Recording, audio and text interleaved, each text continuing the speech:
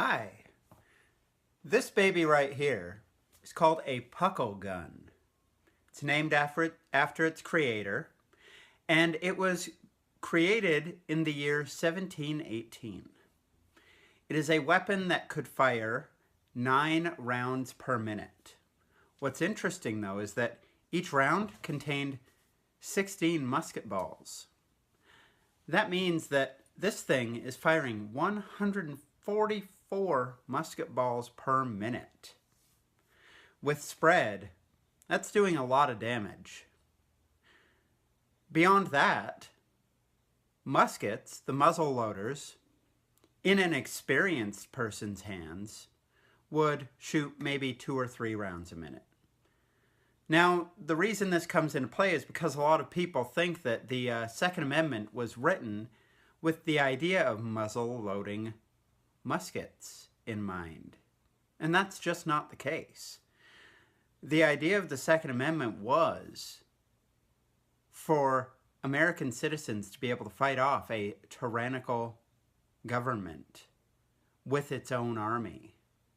That means that technically we should be equipped with, I don't know, Abrams tanks, Tomahawk missiles. But it's probably pretty good that we haven't gone that far with it yet.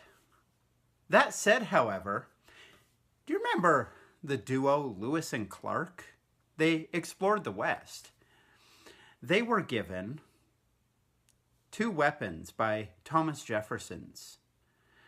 The weapon was called the Girandoni air rifle. Now, what's interesting about this is this thing could fire 22 rounds per minute without reload. That's a lot of firepower for these guys to just go traipsing out into the West with. Again, these are weapons that existed when the Founding Fathers wrote these amendments to the Bill of Rights. Now, let's get to modern weapons, shall we? Because I'm trying to make this a short one. The AR-15, standing not for Assault Rifle 15, but Armalite Rifle 15. It can fire up to 900 rounds per minute.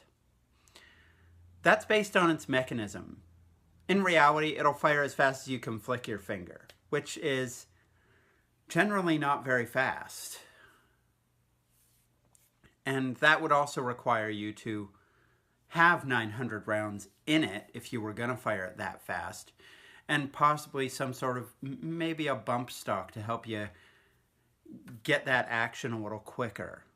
I still don't think, though, that a human is going to bring that thing to 900 rounds a minute.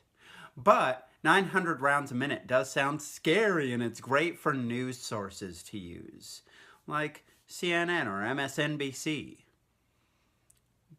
But what they won't tell you, based on those same figures, those same criteria, is that a Glock is far more terrifying. You see, based on its mechanism, a Glock can technically fire 1,200 rounds a minute! Oh, that's... How can we let that monster on the street?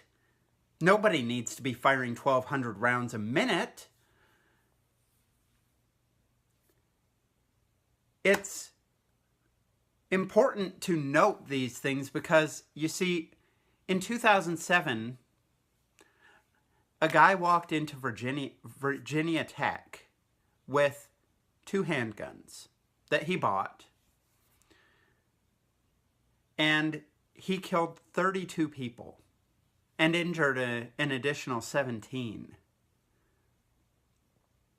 But nobody brings that up in the gun debate because he didn't use a big, scary black rifle.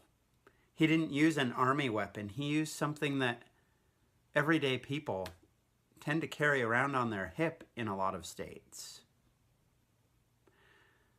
So with that said, I don't think the problem is assault rifles. I don't think the problem is the Second Amendment itself. I think the problem is people in general.